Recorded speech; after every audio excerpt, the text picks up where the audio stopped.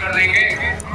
एक और चीज, MRI CT स्कैन के लिए लोगों को मुरादाबाद यहाँ वहाँ भागना पड़ता है। संभल में इंशाल्लाह एक MRI CT स्कैन की मशीन लगाएंगे। होता क्या है, 7,000 का किराया, 7,000 रुपया MRI CT स्कैन के लिए लगता है। बहुत बार गरीब आदमी के पास 7 से 10,000 रुपये जमा होते ही नहीं है। वो इस इंतजाम करते करते उसका खर्च बढ़ता चला जाता है, तो उसकी परेशानियां बढ़ती चली जाती है। नगर पालिका MRI CT स्कैन इंशाल्लाह 500 रुपए के अंदर करके देगी। और जो गरीब आदमी, जिस आदमी के पास गरीब राशन कार्ड है, उसका फ्री करके देंगे। नगर पालिका अल्ट्रासाउंड मशीन लगाएगी, नगर पालिका पैथोलॉजी लैब खोलेगी। इंशाल्लाह ये सारे काम आपको करके देगी, कुछ भी क्यों ना करना पड़े। ये मेरा आपसे वादा है।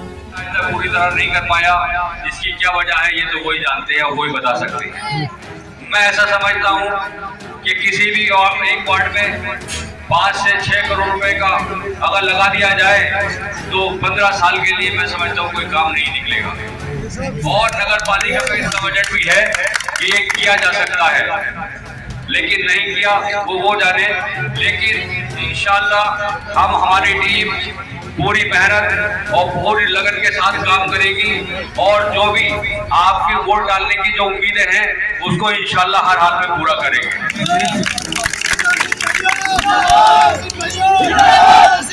नगर पालिका के साथ आपसे हमने, हमारी टीम ने हर बार हर इंटरव्यू में एक बात कही है कि नगर पालिका कम से कम एक इंटर कॉलेज जरूर बनाएगी, गर्ल्स इंटर कॉलेज जरूर बनाएगी। जिसके लिए हमें कितनी मेहनत करनी पड़े, कितना भी कुछ ना करना पड़े, इस हर हाल में इसको करके देंगे। ये आपसे हमारा वादा है। दूसरा, नगर पालिका 6, 7, 8 मैरिज हॉल जरूर बनाएगी। और क्योंकि हर गरीब आदमी, अमीर आदमी तो शादी कहीं पर भी कर लेता है, तो गरीब आदमी आज ये मोहल्ले गली के अंदर टेंट काटता है। और मोहल्ले गली में टेंट काटने के बाद भी उसका जो किराया और खर्चा है 10 से 12 हज़ार आता है। अगर नगर पालिका 7-8 मैरिज हॉल बनाती है तो जाहिर सी बात है कि लोगों को आराम मिलेगा। और मैं समझता हूँ उस टाइम जब ये तैयार हो जाएगा तो उसका किराया ज्यादा से ज्यादा 3500 से 5,000 के अंदर ही रहेगा, उससे ज्यादा नहीं। करता हूँ जिस हौसले के साथ, जिस जज्बे के साथ और जिस बुलंदी के साथ, जिस हिम्मत के साथ आपने उससे मुकाबला करने की कोशिश की है, इंशाअल्लाह तुम्हारा दिल निराश नहीं होगा। मैं पूरा आपको यकीन दिलाता हूँ। और बहुत मोटा आंकड़ा है जो आपकी चुनाव आपके सामने नहीं है। 27,000 वोट दीपासराय में है, 56,000 वोट सराय करीब में है। सादे में सब और आने में अकेले हैं। 56 के आगे 28 और 27 हो गए 55 और 55 के 80% से वोट 42,000 वोट किसी के पास नहीं है। यासीन सम्मेली के पास 42,000 है। जो कठिन हमारी दीपासराय में होगी, मुझे पूरा यकीन है, पूरा विश्वास है। आज तक जब मैं अखीर देखकर मुझे पूरा यकीन है कि भरपाई दीपासराय की नियासराय पूरी कर देगी। क्योंकि टाइम कम है और वक्त सामने काम में गया है। मैं तकरीर बहुत लंबी करूंगा, शायद हिंदुस्तान में आज तक कोई तकरीर ऐसी न करी जैसी आज करेंगे। में अपनी विशारत सौंपी, लोग तो ख्वाब देखते रहे कि मैं विशारत सौंपूंगा, मैं विशारत सौंपूंगा, लेकिन डॉक्टर बट ने हकीकत करके दिखा दिया। आपके सामने जियाउर रहमान साहब पुनर्जी से विधायक है, होने वाला चेयरमैन भी आपका होगा। अगर असमोली विधानसभा में कोई जरूरत पड़ेगी तो आपका काम उठाएगा।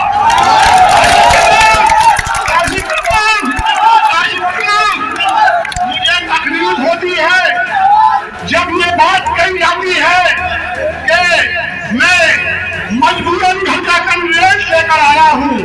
क्यों? कि जिसने मैंने बनाया उसे मैंने मुझे धोखा दिया। मैं उनके साथ 25 साल रहा हूँ, मैं उनकी रौनक से वाकिफ हूँ। मुझसे ज्यादा शायद इस बस्ती में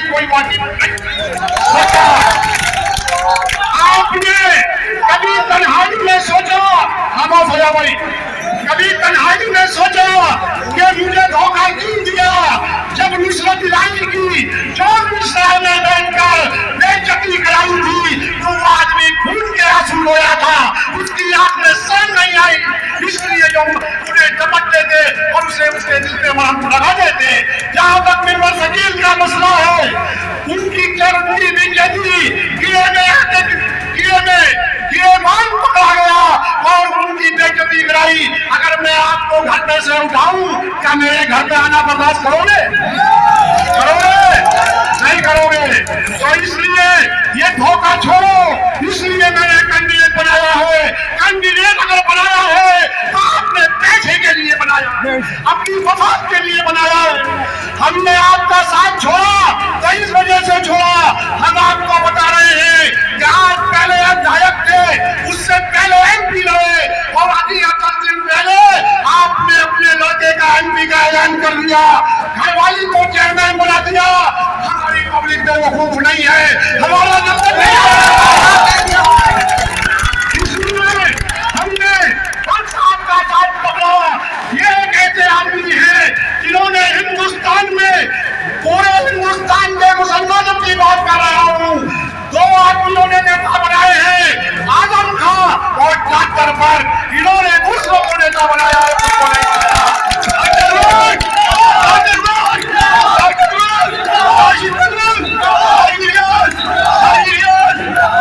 दोस्तों बुजुर्गों, आने वाली 4 तारीख में आप किसी की ठेकेदारी में नहीं हो, आप बहुत बड़ी ताकत हो, आपसे बड़ी ताकत कोई हो नहीं सकती। आने वाली तारीख में मैं समझता हूँ, भट्ट साहब की मौजूदगी में कहता हूँ कि भट्ट साहब आप 35 साल से राजनीति कर रहे हैं संभल की, और 25 साल आपने मुरादाबाद में की, 60 साल का जीवन गुजरा आपका। शायद इतने वोट कभी भी असराय में नहीं मिले होंगे जितने आपके मिले।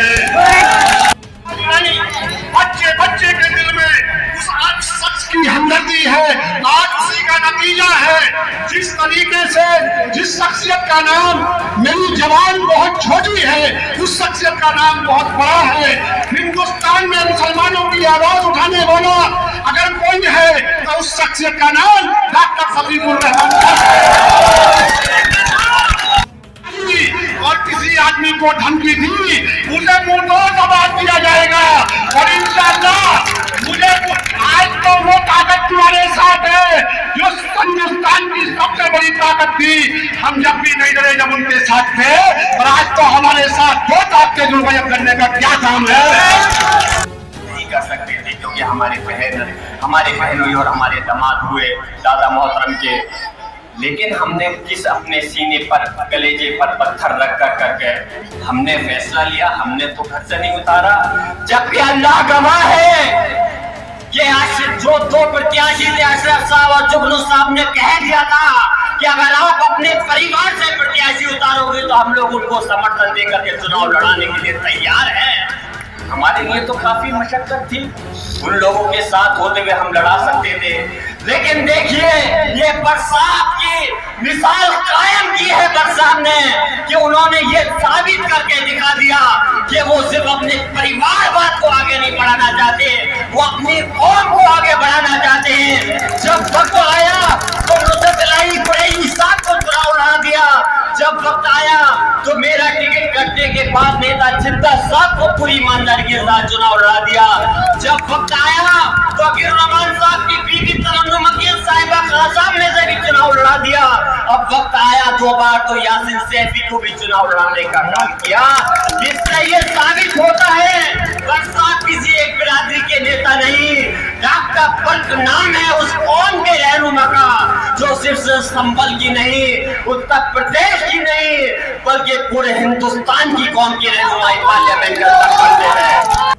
की बात होती तो जिस तरह से 2022 के चुनाव के अंदर अगर मैं खुदा की विधानसभा से चुनाव लड़ रहा था तो दादा मोहतरम भट्ट साहब ने भारतीय जनता पार्टी को शिकस्त देने के लिए समाजवादी की सरकार उस टाइम बन जाती, मुसलमानों का भी एक हौसला बुलंद हो जाता। इसलिए संभल की सरजमी पर अपने आप को खामोश करके समाजवादी के लिए आगे बढ़ाने का काम किया। लेकिन आज ये सरकार बदलने का चुनाव नहीं, आपको तय करना है कि संभल की सरजमी पर परिवारवाद को आगे बढ़ाओगे या संभल की सरजमी पर कौम की रहनुमाई को आगे बढ़ाना चाहते हो। अगर भारतीय जनता पार्टी हम पे जुल्म करती है तो यकीन जानिए, मैंने अपने दादा मोहतरम से सीखा है कि सड़क से लेकर अगर अभी तो मैं विधानसभा में पहुंचा हूँ, अगर योगी जी भी वहां बैठे हैं तो मैंने कभी दब करके बात नहीं की। अल्हम्दुलिल्लाह, अल्लाह का शुक्र है, क्योंकि मेरे दिल में अल्लाह का डर है, और जिसके दिल में अल्लाह का डर होता है उसके दिल में किसी और का डर नहीं होता। मैंने एक शेर पढ़ा था अभी विधानसभा के अंदर, मेरे नौजवान साथियों ने खासतौर से सुना होगा कि वहां पर जब अब ये बजट सत्र था, क्योंकि देखिए जो हमारे मुंह से जो निकले वही सदाकत है। सदाकत का मानी आप जानते होंगे, सच। अच्छा, मुंह से जब निकलेगा तभी तो निकलेगा, सच हो या झूठ हो। लेकिन जब जो कुछ लोग ऐसे हैं वो बोलते नहीं तो क्या निकले, सच या झूठ। लेकिन विधानसभा के अंदर आपके छोटे बच्चे ने, छोटे भाई ने उधर की विधानसभा की रहनुमाई तो की ही, लेकिन अल्लाह के करम से अगर संभल का भी मसला आया लाउड स्पीकर का, तो जियाउर रहमान बख्श ने आवाज बुलंद करने का काम किया विधानसभा के अंदर। और मैंने ये शेर पढ़ा कि हमारे मुंह से जो निकले वही सदाकत है, हमारे मुंह में तुम्हारी जुबान थोड़ी है। हमारे मुंह से जो निकले वही सदाकत है, हमारे मुंह में तुम्हारी जुबान थोड़ी है। मैं जानता हूँ दुश्मन बहुत है, लेकिन हमारी तरह हथेली पे जान थोड़ी है। नहीं होंगे जो आज साहिब मसनद है, कल नहीं होंगे। किराए का मकान है, साथी थोड़े ही है। सभी का खून है शामिल यहाँ की मिट्टी में, सभी का खून है शामिल यहाँ की मिट्टी में। किसी के बाप का हिंदुस्तान नजर आती है उनको अपनी मंजिल आसमानों में। नहीं तेरा नशेमन कसरे शाही की गुंबद पर, तू शाही है बसेरा कर पहाड़ों की चट्टानों पर। तो मैं वो पढ़ना चाहता हूँ कि फर्क आहन है, आहन का बदन रखता है। फर्क आहन है, आहन का बदन रखता है। ये कोई रेत का ढेर नहीं जो बिखर जाएगा। इससे बेकार उलझता है जमाना लोगों, ये वो शीशा है जो पत्थर से भी टकराएगा। या भाई राशिद साहब ने जो प्रमुख भी है रह चुके हैं, और आपकी रियाज साहब सब ये भी वो एहतिकाफ में थे, मेरी उनसे रुसू पर बात। तो दोस्तों, आज मैं आपको सिर्फ इतना बताने के लिए आया हूँ कि आप क्या है, आप मोहताज नहीं है, हम परवरदिगार के मोहताज हैं। हम दुनिया में किसी से डरते नहीं, हमें दुनिया की कोई ताकत मिटा नहीं सकती। हाँ, आज इस सरजमीन पर जो हमसे वादा राशिद साहब ने किया, प्रमुख जी ने और इलियास साहब वगैरह ने, जो यहाँ के लोगों ने हमसे वादा किया, उसको पूरा कर दिखाया। और मुझे उम्मीद है कि फतह आपके हाथों से होगी।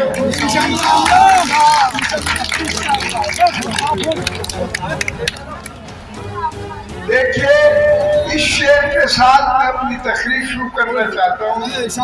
मैंने लिखा था कि दुआ करो कि सलामत रहे मेरी हिम्मत, दुआ करो कि सलामत रहे मेरी हिम्मत। और अभी तो ये जनाब कई आंधियों में भारी है, जुल्म की हुआ है। हम किसी से डरते नहीं, अल्लाह से डरते हैं। लेकिन सच्ची बात हम तलवारों के साए में भी कहेंगे। हमें चाहे फांसी के तख्ते पर लटका दिया जाए, लेकिन हक बात कहना हमारा फर्ज है। इसलिए आज जो जुल्म ज़ाती देश में हो रही है, अभी उसको बदलने का नहीं है। ये आपका ये फैसला अब आइंदा साल 24 भी आने वाला है, जब ये फैसला आपको करना है, नहीं है। उसके लिए बहुत कीमती शेर मैं सुनाऊंगा आपको कि आपने जो कुछ भी यहाँ संबल में किया है, कब कर किया है, किसी तरीके से किया है, किसी मजबूरी में किया है, वो आप मजबूर नहीं हैं।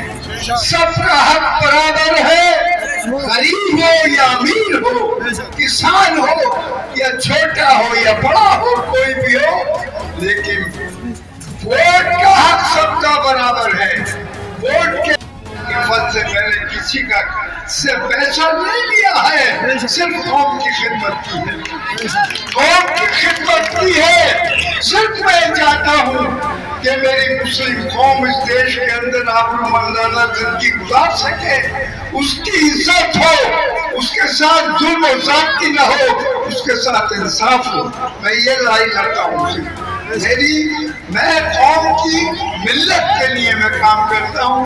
मैंने अपने बच्चों के लिए, अपना घर सजाने के लिए या फैक्ट्री लगाने के लिए, खुदा का शुक्र एहसान है, मैंने उसकी ये करम उसका है कि उसने मुझे तौफीक दी, और मुझे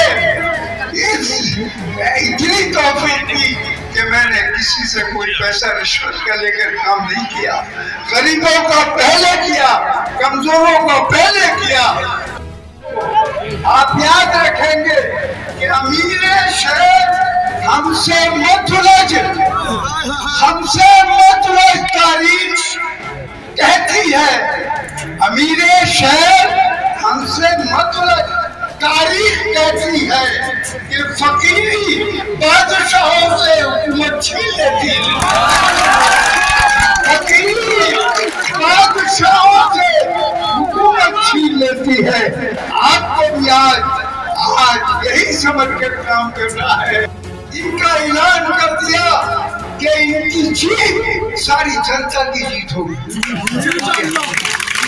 तो आप याद रखें कि जिंदगी कौम